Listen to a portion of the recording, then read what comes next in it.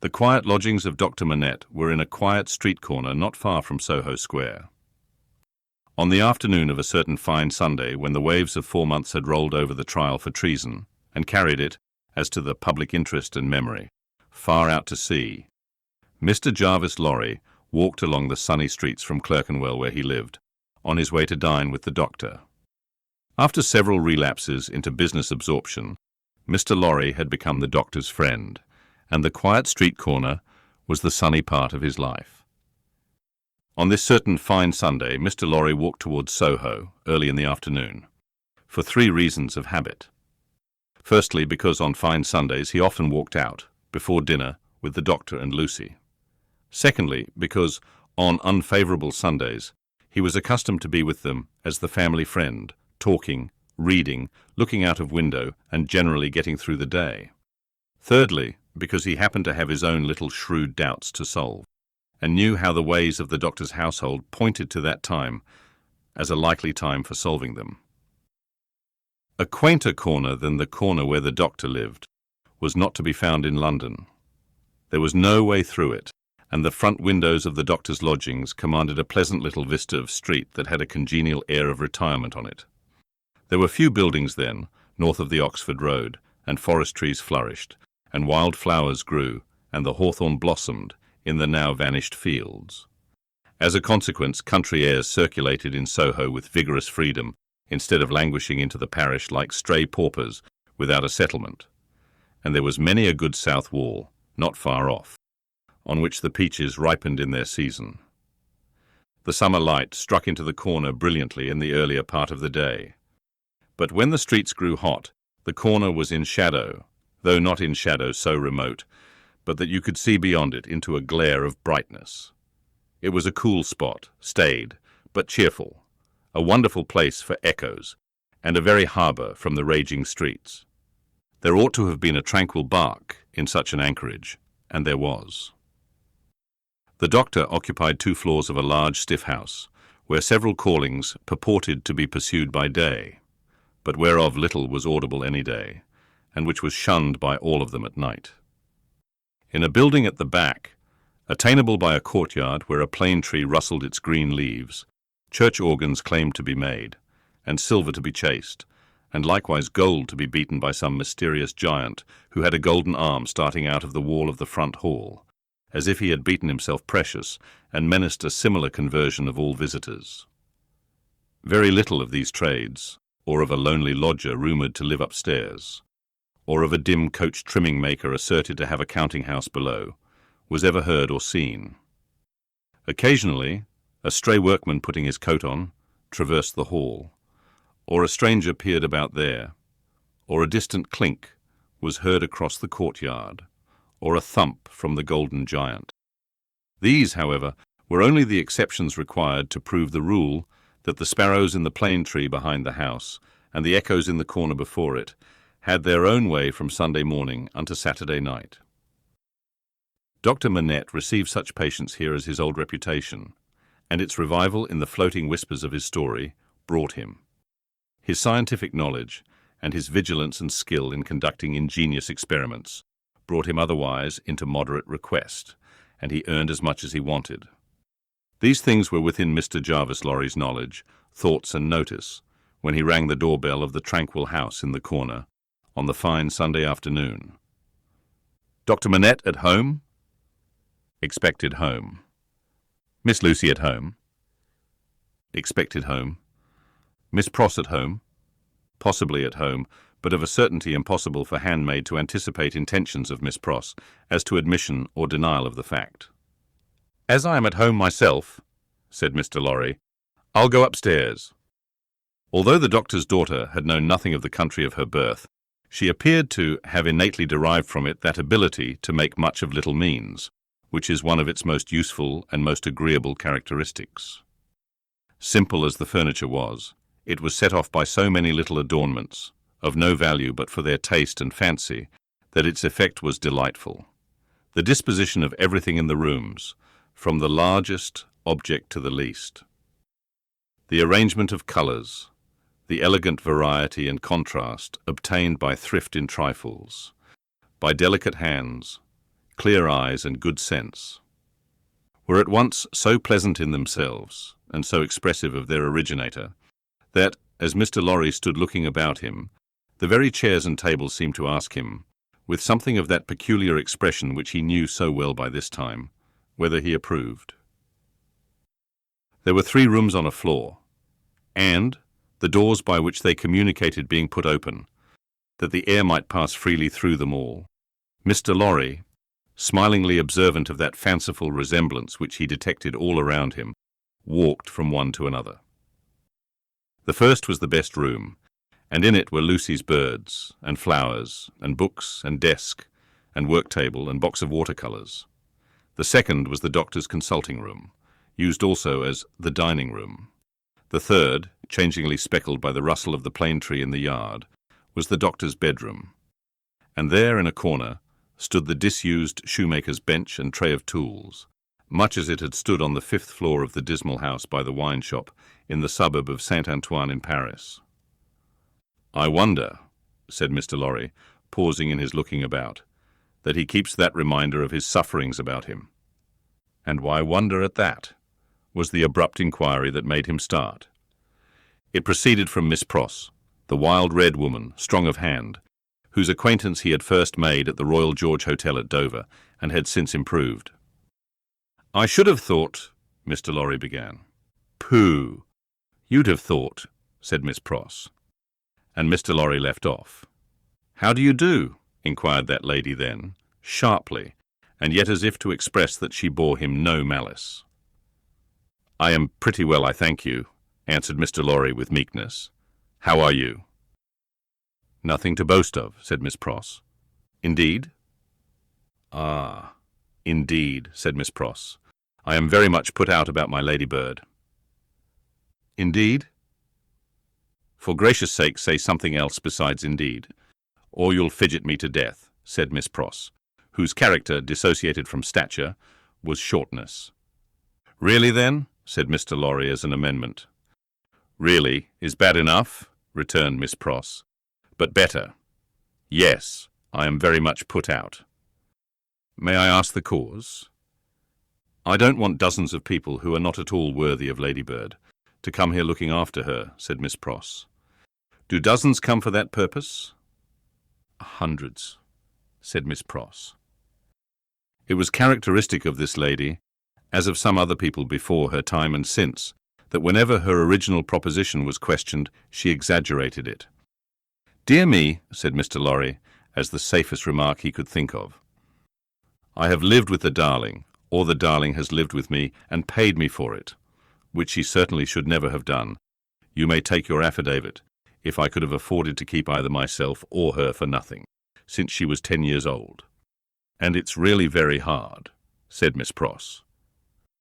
Not seeing with precision what was very hard, Mr. Lorry shook his head, using that important part of himself as a sort of fairy cloak that would fit anything. "All sorts of people who are not in the least degree worthy of the pet are always turning up," said Miss Pross. "When you began it?" "I began it, Miss Pross." "Didn't you?" "Who brought her father to life?" "Oh, if that was beginning it," said Mr. Lorry. "It wasn't ending it, I suppose? I say when you began it, it was hard enough. Not that I have any fault to find with Dr. Manette, except that he is not worthy of such a daughter, which is no imputation on him, for it was not to be expected that anybody should be under any circumstances. But it really is doubly and trebly hard to have crowds and multitudes of people turning up after him. I could have forgiven him, to take Ladybird's affections away from me." Mr. Lorry knew Miss Pross to be very jealous, but he also knew her by this time to be, beneath the service of her eccentricity, one of those unselfish creatures, found only among women, who will for pure love and admiration bind themselves willing slaves, to youth when they have lost it, to beauty that they never had, to accomplishments that they were never fortunate enough to gain, to bright hopes that never shone upon their own sombre lives. He knew enough of the world to know that there is nothing in it better than the faithful service of the heart. So rendered and so free from any mercenary taint, he had such an exalted respect for it, that in the retributive arrangements made by his own mind, we all make such arrangements more or less, He stationed Miss Pross much nearer to the lower angels than many ladies immeasurably better got up, both by nature and art, who had balances at Tellson's. "There never was, nor will be, but one man worthy of Ladybird," said Miss Pross, "and that was my brother Solomon, if he hadn't made a mistake in life." Here again, Mr. Lorry's inquiries into Miss Pross's personal history had established the fact that her brother Solomon was a heartless scoundrel who had stripped her of everything she possessed, as a stake to speculate with, and had abandoned her in her poverty for evermore, with no touch of compunction. Miss Pross's fidelity of belief in Solomon, deducting a mere trifle for this slight mistake, was quite a serious matter with Mr. Lorry, and had its weight in his good opinion of her. "As we happen to be alone for the moment, and are both people of business," he said, when they had got back to the drawing-room and had sat down there in friendly relations, "let me ask you, does the doctor, in talking with Lucy, never refer to the shoemaking time, yet?" "Never." "And yet keeps that bench and those tools beside him?" "Ah," returned Miss Pross, shaking her head, "but I don't say he don't refer to it within himself. Do you believe that he thinks of it much?" "I do," said Miss Pross. "Do you imagine," Mr. Lorry had begun, when Miss Pross took him up short with, "Never imagine anything. Have no imagination at all." "I stand corrected. Do you suppose? You go so far as to suppose sometimes." "Now and then," said Miss Pross.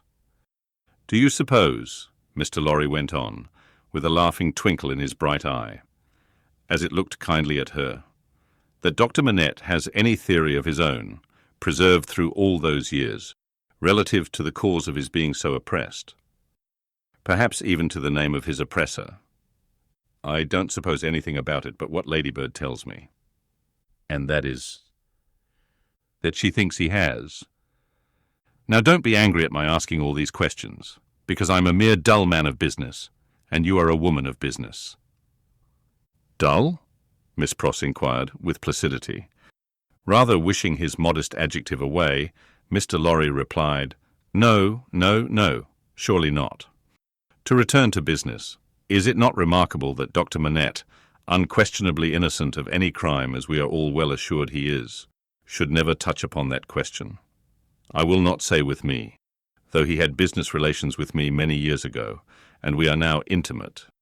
I will say with the fair daughter to whom he is so devotedly attached, and who is so devotedly attached to him.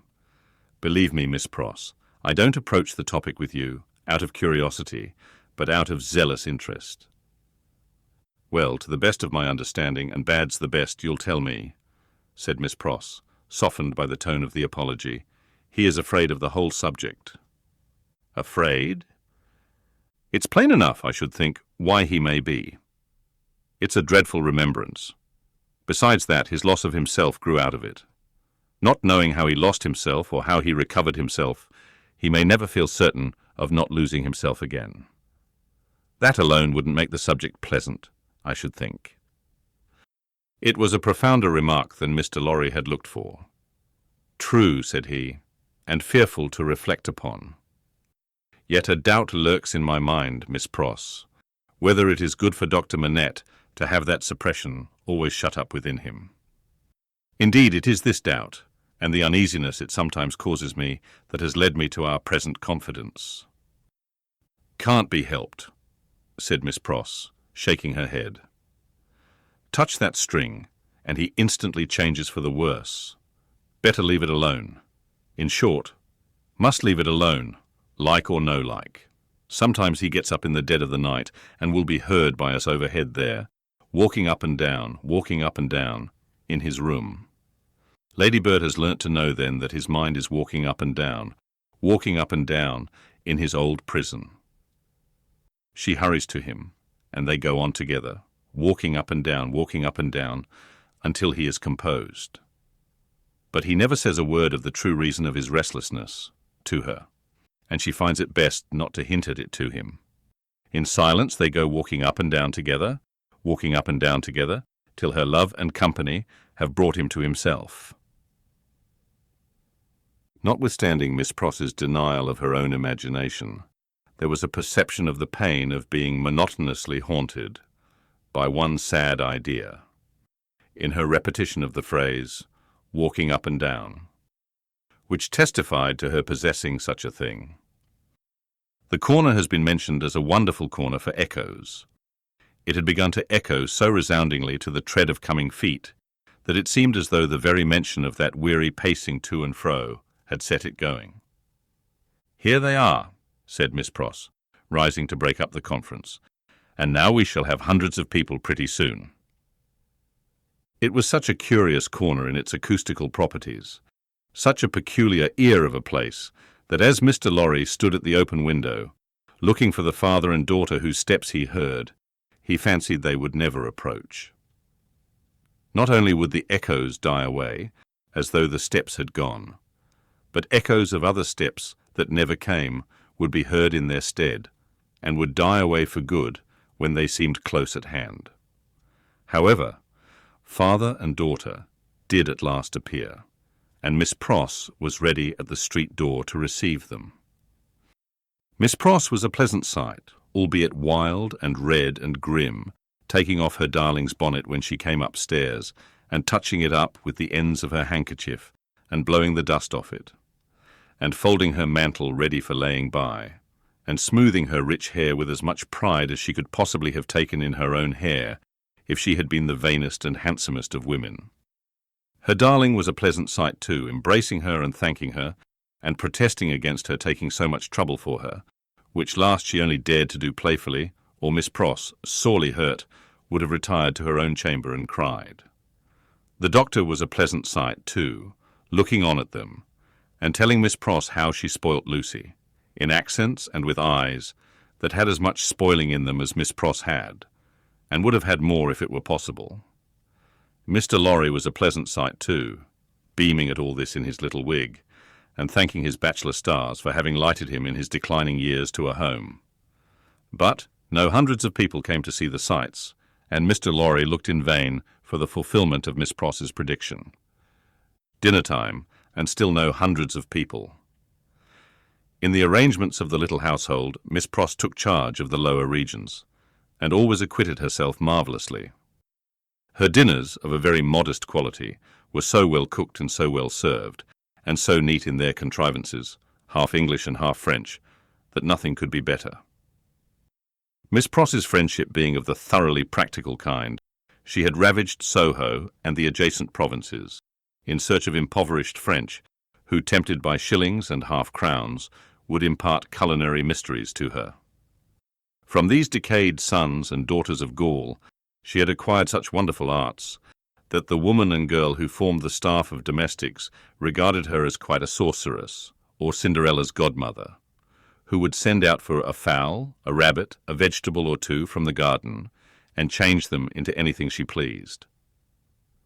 On Sundays, Miss Pross dined at the doctor's table, but on other days persisted in taking her meals at unknown periods, either in the lower regions or in her own room on the second floor, a blue chamber, to which no one but her ladybird ever gained admittance.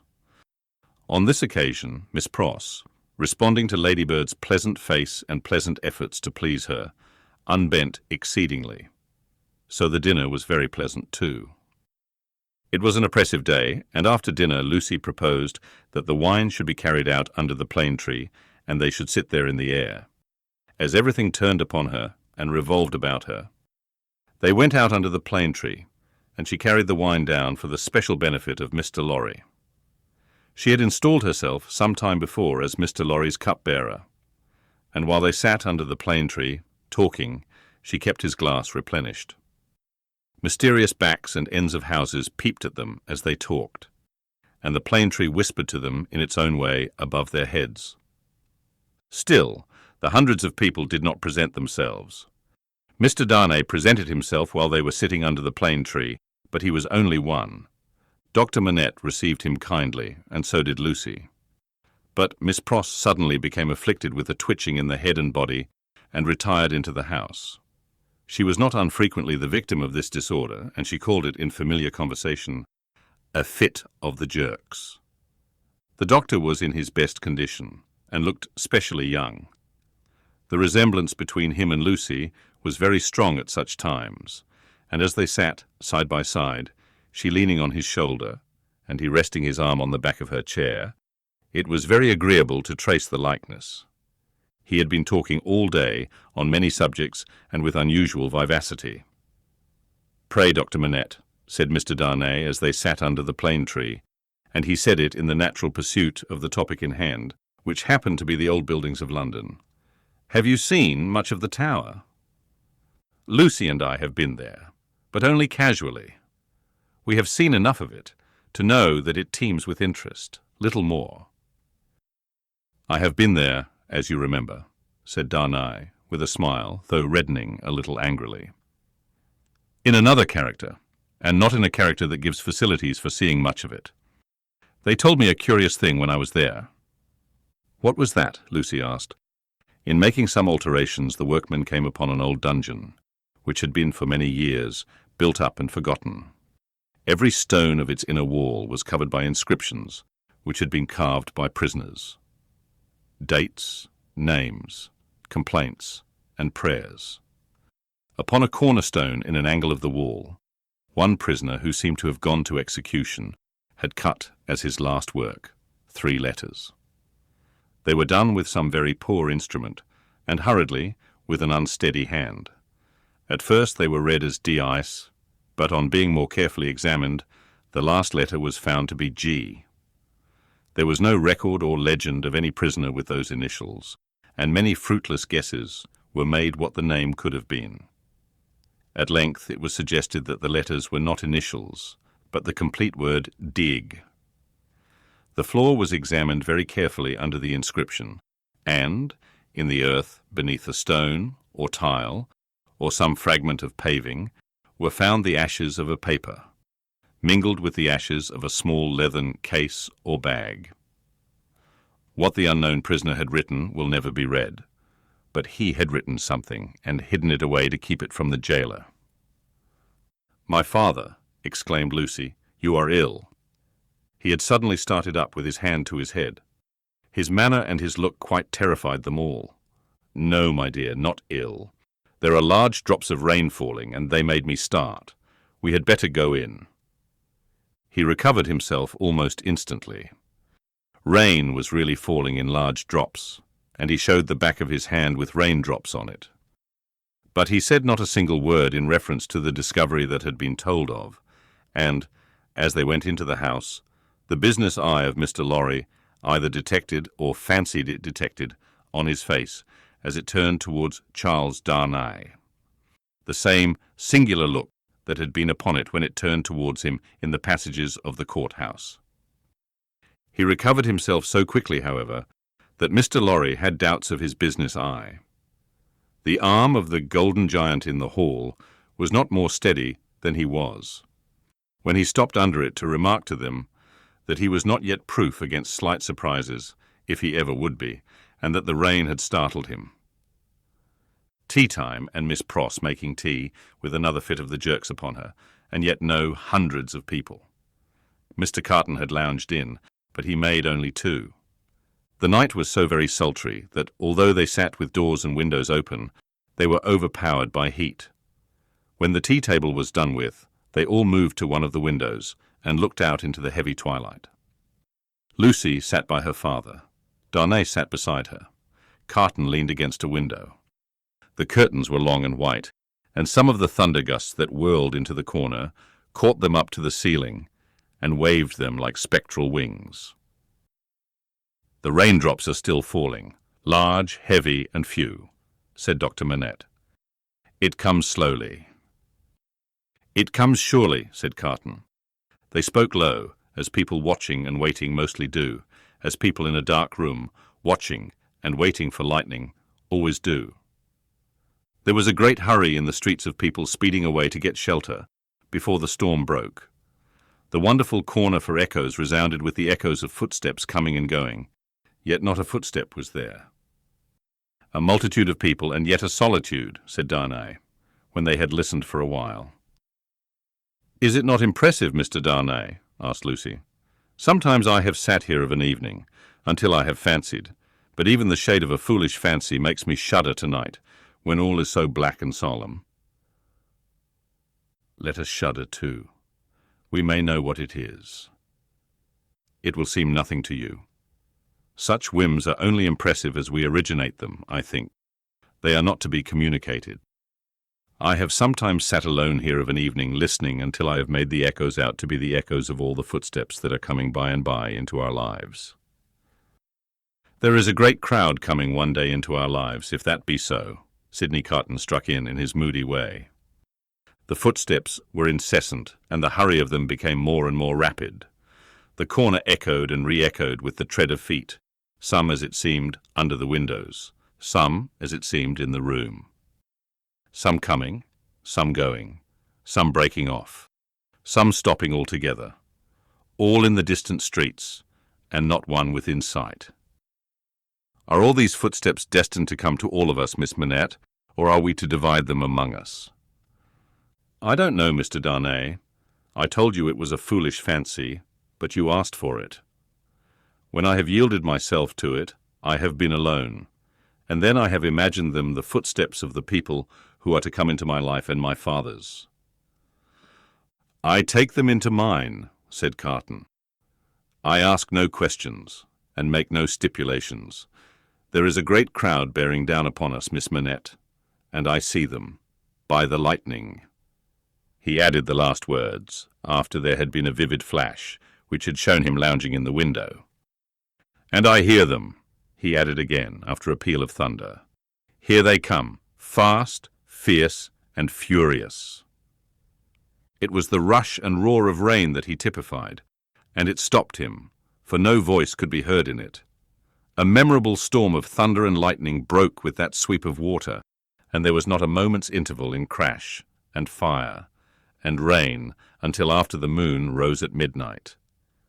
The great bell of St. Paul's was striking one in the cleared air, when Mr. Lorry, escorted by Jerry, high-booted and bearing a lantern, set forth on his return passage to Clerkenwell.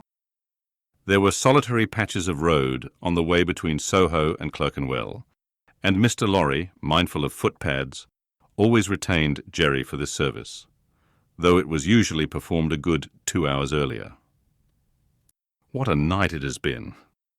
Almost a night, Jerry, said Mr. Lorry, to bring the dead out of their graves. I never see the night myself, master, nor yet I don't expect to. What would do that? Answered Jerry. Good night, Mr. Carton, said the man of business. Good night, Mr. Darnay. Shall we ever see such a night again, together? Perhaps see the great crowd of people with its rush and roar, bearing down upon them too.